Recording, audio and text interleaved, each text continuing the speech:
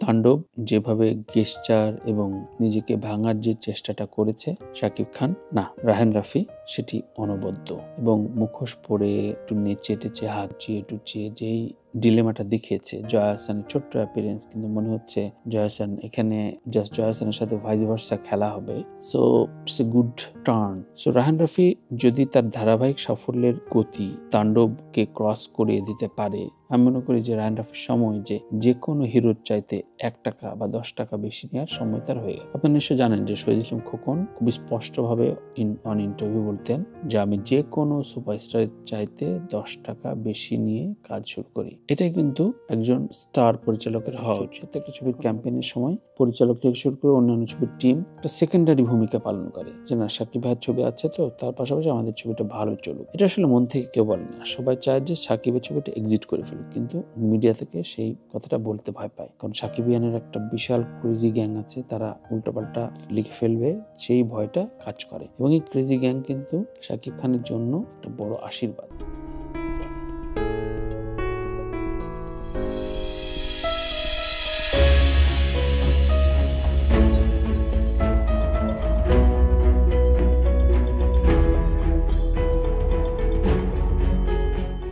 সবাইকে স্বাগত জানাচ্ছি আমার সাদাসিধে কথায়। তাণ্ডব থাম্বনেইলে দেখেছেন যে কি বিষয় নিয়ে কথা বলবো। দেখুন, তাণ্ডব ছবির যে টিজার বা ফার্স্ট লুক বা প্রথম প্রমোশন যেভাবে ব্যাখ্যা করি না কেন, এটা একেবারে মোটা থেকে মনে হবে যে স্কুইড গেম, মানি হাইস্ট বা হলিউডে এই ধরনের গেমিং বা খুব অল্প জোনের ভেতরে টান উত্তেজনাকর কোনো জিম্মি নাটক, সেগুলো নিয়ে গল্পের প্লটটা হতে পারে, যদিও এটা রাফির মনশিয়ানা। কিন্তু আমি যে বিষয়ে সারপ্রাইজ সেটি হচ্ছে এত অ্যাকশন জনরাকে যেভাবে শাকিব খান উপস্থাপিত হয়ে আসছিল, সেই জায়গায় আফটার বরবাদ যেহেতু বলা হচ্ছে 15 কোটি টাকার ছবি এবং হিউজ অ্যারেঞ্জমেন্টের ছবি, এবং এরপরে আর অ্যাকশন কি দিবে, সেই জায়গায় রাফি যে দারুণ একটা ক্যারিশমা দেখালো, এটা আমি মনে করি যে সে ম্যারিড গেম। এবং এই কারণেই রায়হান রাফি।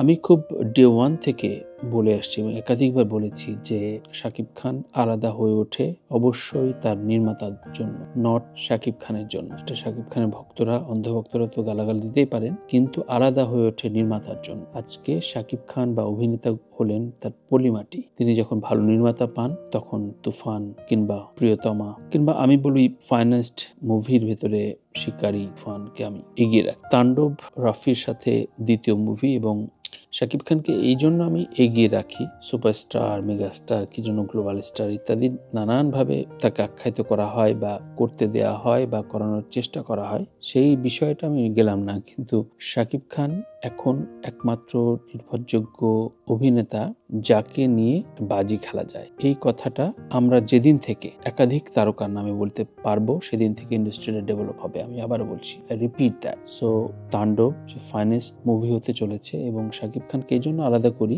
দীর্ঘদিন ধরে এত বছর ধরে আপনি দেখবেন যে শহীদ ইসলাম খোকনের সাথে হুমায়ুন ফরিদির একটা জুটি ছিল, কারণ শহীদ ইসলাম খোকন জানতেন যে তার যে কোনো কাজে হুমায়ুন ফরিদি না করবে না এবং হুমায়ুন ফরিদিকে সে যোগ্য উপস্থিতিটা দেবে। হুমায়ুন ফরিদি হিরো না, হুমায়ুন ফরিদিও একইভাবে শহীদ ইসলাম খোকনের জায়গায় একটা ব্ল্যাঙ্ক চেক থাকে। শাকিব খান দীর্ঘদিন বদিউল আলম খোকনের ছবি করেছেন এবং বদিউল আলম খোকন মূলত শাকিব খানকে আম জনতার শাকিব খান হিসেবে পরিচয় করে দিয়েছে। সেটা যে টাইপের ছবি হোক, সেটা নকল হতে পারে, অ্যাডাপ্টেশন হতে পারে, একেবারে তামিল মুভির কাট টু কাট কপি পেস্ট হতে পারে, কিন্তু খোকন ভাইয়ের একটা বড় ভূমিকা আছে। এখন এরপরে যে যদি ম্যাচিউরড এই সময়ে পরিচালক এবং নায়ক জুটি হয় বা হওয়ার সম্ভাবনা থাকে, তাহলে আমি মনে করি রায়হান রাফি এবং শাকিব খান এই জুটিটা যদি এস্টাবলিশড হতে পারে, তাহলে আমি মনে করি সিনেমা ইন্ডাস্ট্রিতে ভালো কিছু আমরা দেখার একটা ধারাবাহিকতা পাবো। একই সাথে শাকিব খানও তার নির্ভরযোগ্যতা ধরে রাখতে পারবে। দেখুন, স্টারডম বেশি দিনের থাকে না। আমরা জানি শাকিবের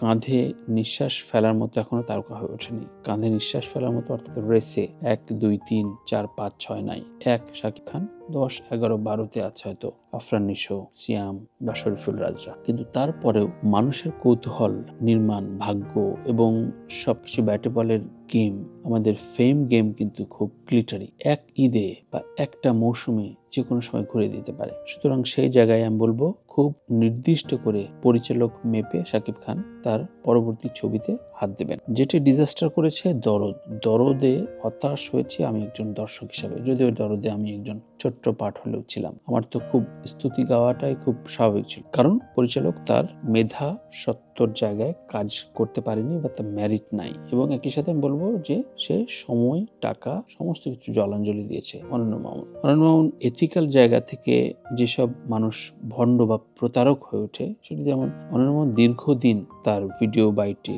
বিভিন্ন ইন্টারভিউতে একজন ইউটিউবার বলে মালিক আফসারিকে গালাগাল করেছে। এখন তিনি নিজেই ইউটিউবে নিয়মিত, সবচেয়ে বেশি নিয়মিত আমি দেখছি, খুব সুন্দর হয় কন্টেন্টগুলো। সুতরাং এগুলো আসলে সঠতা বলে। যাই হোক, অনন্য মামুনের প্রসঙ্গে আজকে কথা বলছি না, কথা বলছি তাণ্ডব এবং রাহান রাফির প্রসঙ্গে। সো রাহান রাফি যদি তার ধারাবাহিক সাফল্যের গতি তাণ্ডবকে ক্রস করে দিতে পারে, আমি মনে করি যে রাহান রাফির সময় যে কোনো হিরোর চাইতে 1 টাকা বা 10 টাকা বেশি নেওয়ার সময় তার হয়ে গেল। আপনারা নিশ্চয় জানেন যে শহীদ ইসলাম খোকন খুবই স্পষ্টভাবে অন ইন্টারভিউ বলতেন যে আমি যে কোনো সুপারস্টারের চাইতে 10 টাকা বেশি নিয়ে কাজ শুরু করি। এটাই কিন্তু একজন স্টার পরিচালকের হওয়া উচিত। এখন আমাদের দেশে তো স্টার পরিচালক নেই, এবং স্টার পরিচালক যত বাড়বে তত ইন্ডাস্ট্রি গ্রো হবে। দুর্ভাগ্যজনক হলেও সত্য যে আমাদের এখানে শুধুমাত্র পরিচালকের নাম দেখে হলে যে আমি খুব ভালো একটা গল্প পাবো সেই বিশ্বাসের জায়গা আমাকে কেউ যদি জিজ্ঞাসা করে আমি বলতে পারবো না, আমি ঠিকঠাক বলতে পারবো না। এবং সবসময় আমার এক ধরনের সার্চিং থাকে যে না, এরপরে এই পরিচালকটা অন্তত আসুক। শিহাব শাহীনের কথা বলতে পারি, গিয়াসউদ্দিন সেলিম হতাশ করেছে, আয়নাবাজির অমিতাভ রেজা প্রায় হতাশের অবস্থায়, কারণ সে কি করছে ছবির প্রতি তার ন্যাক কতটুকু জানি না। শিহাব শাহীন আপনার দাগি কবে আবার নতুন ছবি করবে আমরা তার শিডিউল জানি না, সে আদৌ সিনেমার প্রতি ডেডিকেটেড কিনা। সুতরাং বাংলাদেশে এটার একটা বড় সংকট আছে। আমাদের প্রচুর হিরো আছে যারা সম্ভাবনাময় এবং এদের ভেতরে দাঁড়িয়ে যাবে। নেক্সট সুপারস্টার শুভ, সিয়াম বা নিশোর ভেতর থেকে হয়ে যেতে পারে, কিন্তু সেজন্য পরিচালক লাগবে। তাণ্ডব যেভাবে গেস্টার এবং নিজেকে ভাঙার যে চেষ্টাটা করেছে শাকিব খান, না রাহান রাফি সেটি অনবদ্য। এবং মুখোশ পরে একটু নেচে টেচে হাত চিয়ে টুচিয়ে যেই ডিলেমাটা দেখিয়েছে, জয়া আহসানের ছোট্ট অ্যাপিয়ারেন্স, কিন্তু মনে হচ্ছে জয়া আহসান এখানে জাস্ট জয়া আহসানের সাথে ভাইস ভার্সা খেলা হবে। So it's a good turn. ঈদুল আজহার খুব বেশি দিন নাই এবং ছবিটি রামজিতে শুট হওয়ার কথা ছিল, সেখান থেকে ঢাকায়, রাজশাহীতে শুট করা হচ্ছে। সেই লুক অ্যান্ড ফিলটা কিন্তু কখনো রাফি একেবারে সেই গরিব হালটা বুঝতে দেয়নি। কালার এবং মিউজিক, বিজিএম বা গান সবকিছু মিলিয়ে একজন পরিচালকের মুনশিয়ানা এটাই হওয়া উচিত। তাণ্ডবের পাশাপাশি অনেকগুলো ছবি আসছে এবারে। উৎসব আসছে, উৎসবে চঞ্চল চৌধুরী রয়েছে, নীলচক্রতে রয়েছে আরফিন শুভ, একই সাথে ইনসাফ আসছে যেটিতে শরীফুল রাজ। সুতরাং খুব বেশি হাড্ডাহাড্ডি লড়াই বা কোনটা আগে পিছিয়ে এটা আমরা বলতে পারি, কিন্তু এখনো সেই কথা বলার সুযোগ হয়নি, কারণ আমাদের ইন্ডাস্ট্রিতে আসলে গ্রোই হয়নি। আমাদের ইন্ডাস্ট্রিটা এমন অবস্থা যে ঝড়ে বক মরলে হয়তো সাকিবের ছবিকে এক্সিট করে কোন একটা হিরো দাঁড়িয়ে যেত, কিন্তু আমরা কখনো ফাইটের জায়গায় আসতে পারছি না। দেখেন প্রত্যেকটা ছবির ক্যাম্পেইনের সময় পরিচালক থেকে শুরু করে অন্যান্য ছবির টিম একটা সেকেন্ডারি ভূমিকা পালন করে, যে না সাকিব ভাইয়ের ছবি আছে তো তার পাশাপাশি আমাদের ছবিটা ভালো চলুক। এটা আসলে মন থেকে কেউ বলে না, সবাই চায় যে সাকিবের ছবিটা এক্সিট করে ফেলুক, কিন্তু মিডিয়া থেকে সেই কথাটা বলতে ভয় পায়, কারণ সাকিবিয়ানের একটা বিশাল ক্রেজি গ্যাং আছে, তারা উল্টাপাল্টা লিখে ফেলবে, সেই ভয়টা কাজ করে। এবং এই ক্রেজি গ্যাং কিন্তু সাকিব খানের জন্য একটা বড় আশীর্বাদ। তো আমি বলবো যে আমাদের সাকিব খান রাহান রাফি এই জুটি সফল হোক, এবং রাফি যে স্ট্রোকটা দিয়েছে আফটার বরবাদ, যে অ্যাকশনও রাখলো কিন্তু টুইস্টিংটা ভিন্ন না। আপনি বলতে পারবেন যে এটি রোমান্টিক মুভি না, থ্রিলার না, অ্যাকশন, বাট এটার ভেতরে একটা অন্য গেম আছে। যেই গেমটা ঠিকঠাক মতো যদি দেখাতে পারে তাহলে মানুষ মন্ত্রমুগ্ধের মতো তাণ্ডব ছবি দেখবে। আমি আমার মনের কথাগুলো বলি, এগুলো আপনার কাছে ভালো নাই লাগতে পারে, কিন্তু আমি আমার মনের কথাগুলো ফিল্টার করতে চাই না, যে ধরেন এমন কথা কইলাম আমার মন বলতেছে যেটা হইতে পারে, কিন্তু বললাম না যে হায় হায় ওর ভক্তরা যদি আমার তেড়ে আসে, হু কেয়ার্স, আপনি তেড়ে আসেন, ওয়েলকাম আপনার তেড়ে আসাকে। কিন্তু মুভি ইন্ডাস্ট্রিতে সমালোচক বলি, ইউটিউবার বলি, পরিচালকরা যেসব কথা বলছে তারা যদি সত্যতার সাথে কথা না বলা শুরু করে আমার ইন্ডাস্ট্রিটা গ্রো করবেন। So beware for the truth, সত্যকে সত্য বলুন, মিথ্যাকে মিথ্যা, চাপাবাজি দিয়ে কোনো কিছু এগোনো যাবে না। বরবাদ ছবির হিউজ সাকসেসের পর শাকিব খানের এখন প্রয়োজন তার নতুন ডিলেমায় একটা বড় সাকসেস দেয়া। রায়হান রাফি সেই কাজটি করে দিচ্ছেন এবং রায়হান রাফি শাকিব খান জুটি হলে দারুণ কিছু পাবে দর্শকরা উন্মুখ হয়ে থাকবে বাংলা ছবির জন্য।